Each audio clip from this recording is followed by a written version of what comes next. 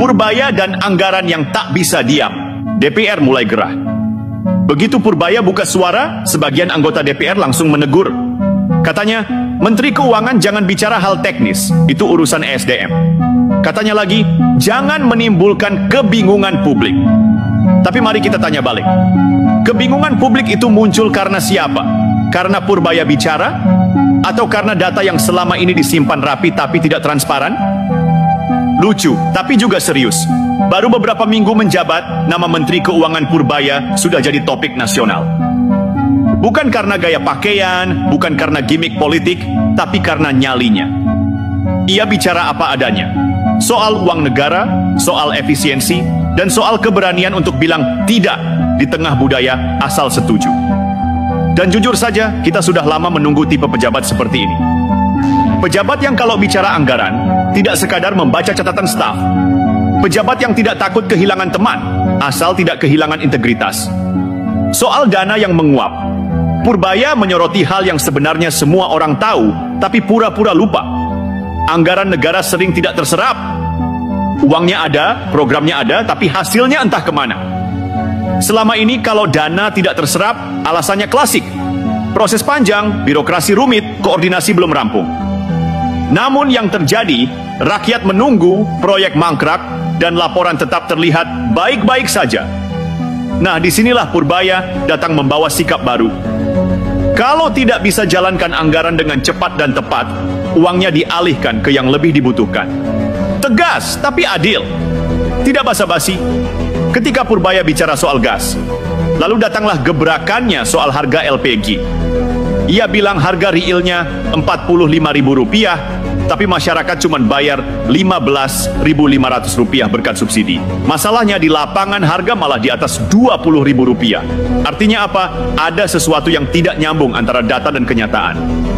Subsidi yang katanya tepat sasaran ternyata masih bocor. Dan ketika Purbaya menyebut hal itu, sebagian pihak langsung kaget. Kaget bukan karena salah, tapi karena ada yang berani bicara. Biasanya hal-hal seperti itu dibahas di ruang tertutup, bukan di depan publik. Tapi Purbaya memilih jujur, meski tahu risikonya dikritik, diserang, bahkan mungkin dijauhi. Purbaya tidak sedang mencari panggung. Ia sedang membongkar panggung yang selama ini tertutup tirai birokrasi tebal. Dan DPR seharusnya tidak gerah, justru bersyukur, karena ada pejabat yang mau bicara jujur tentang angka-angka yang menyangkut uang rakyat. Program bergizi, tapi anggarannya sakit. Kritik Purbaya soal program makan bergizi gratis juga bikin heboh. Bukan karena ia menolak programnya, tapi karena ia mempertanyakan logika penggunaannya. Ia bilang, kalau anggaran MBG tidak terserap, ya alihkan ke beras 10 kg untuk rakyat. Sederhana, bukan? Tapi ternyata, kesederhanaan seperti itu sering jadi ancaman di sistem yang terbiasa rumit. Sebagian pejabat marah, merasa disindir. Padahal yang dikritik bukan programnya, tapi ketidakefisienannya. Rakyat butuh hasil, bukan seremonial. Dan itulah inti kritik Purbaya. Jangan biarkan program bagus mati di meja administrasi. Luhut ikut turun, situasi makin panas. Sampai akhirnya, nama besar seperti Luhut Binsar Panjaitan ikut bicara. Ia membela kepala BGN dan menilai ancaman penarikan anggaran terlalu keras.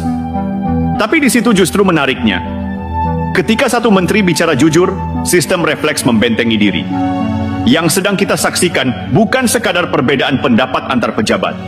Ini adalah pertarungan budaya kerja. Antara yang ingin mempercepat perubahan dan yang ingin mempertahankan kebiasaan lama. Dan di tengah pusaran itu, Purbaya berdiri sendiri. Membawa gagasan yang tidak populer, tapi diperlukan.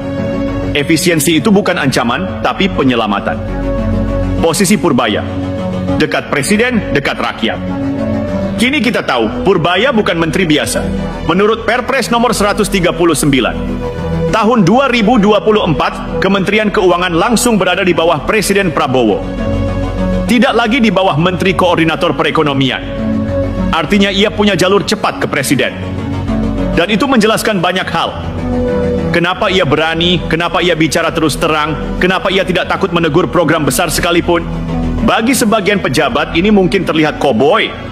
Tapi bagi rakyat, ini bentuk ketegasan yang sudah lama ditunggu. Kita butuh pejabat yang tidak sibuk menjaga posisi, tapi menjaga amanah.